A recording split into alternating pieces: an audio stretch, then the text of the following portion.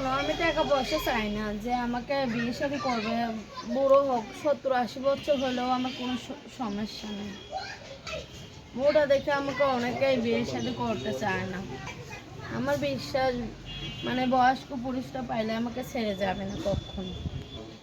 বুড়োটা হইতে পারে কিন্তু আসসালামাইকুম দর্শক, আপনাদের প্রীতি ও শুভেচ্ছা জানিয়ে শুরু করছি আমাদের আজকের প্রতিবেদন। তো দর্শক, দেখতেই পাচ্ছেন আমাদের এক আপু দাঁড়িয়ে আছে, আমরা তার গল্পটা শুনবো, জানবো আপু কেন আমাদের ইউটিউবের মাঝে আসলেন, তিনি কি বলতে চান। আপু আসসালামু আলাইকুম, ওয়ালাইকুম সালাম। কেমন আছেন? ভালো নাই ভাইয়া, কেন ভালো নাই? ভালো নাই। সৎ মার কাছে থাকতাম আগে, এখন সৎ মাটাও মারা গেছে। মনে করে এখন চাষের কাছে থাকি। নাম কি আপনার? পায়েল। মাশাআল্লাহ, খুব সুন্দর নাম। তো বিয়ে শাদী হয়েছে নাকি? না ভাইয়া, বিয়ে শাদী হয় নাই। বিয়ে শাদী হলে তো হতো কি, স্বামীর সংসারে থাকতাম। আচ্ছা আচ্ছা, বিয়ে শাদী করতে মন চায় না? বিয়ে শাদী করতে তো মনে চায়, কিন্তু চাচি তো ভালো করে 2 বেলা খাইতেই দেয় না। আজকালের মানুষ যৌতুক ছাড়া বিয়ে করে না। এই জন্য আমি প্রতিবেদনের সামনে এসে খাইছি। আমার জীবনে অনেকটা কষ্ট ভাই। তো কেউ বলে না তো মোটা, বিয়ের আগে তো কেউ মোটা হয় না, তো আপনার তো মোটা কেন? বিয়ের আগে মোটা, এটা আল্লাহর রানের স্বাস্থ্য। আচ্ছা, খাওয়া দাওয়া একটু বেশি খান নাকি? না, খাওয়া দাওয়া বেশি খাই না, এত ডাল খালি তো এমনি মোটা হয়ে যাবো। আচ্ছা, মোটা মানুষটা কি ছেলেরা পছন্দ করে? ছেলেরা তো পছন্দ করে। করে। আচ্ছা, বুড়োরা বিয়ে বুড়ো অনেক জায়গা থেকে বিয়ের কথা নিয়ে আসছে, কিন্তু আমার চাচি মনে করো 2 বেলা খাওয়াইতে পারে না। ওটি ফোন থেকে আমার বিয়ে দেবো যৌতুক দিয়ে।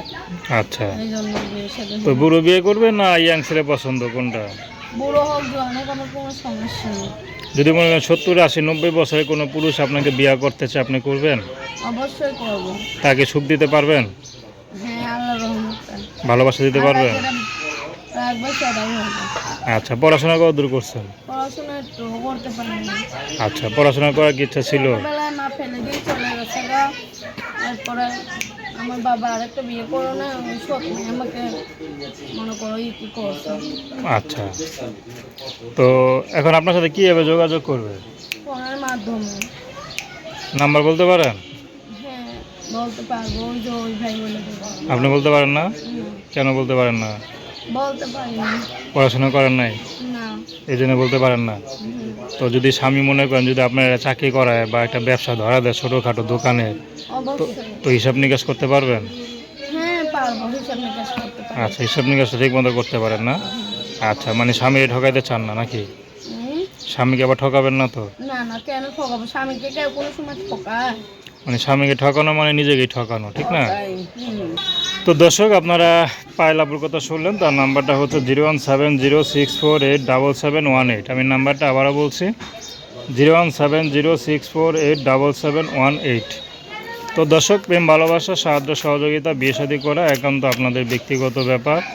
আসুন আমরা 5 ওয়াক্ত নামাজ পড়ি, দেশের সেবা করি। আসসালামু আলাইকুম।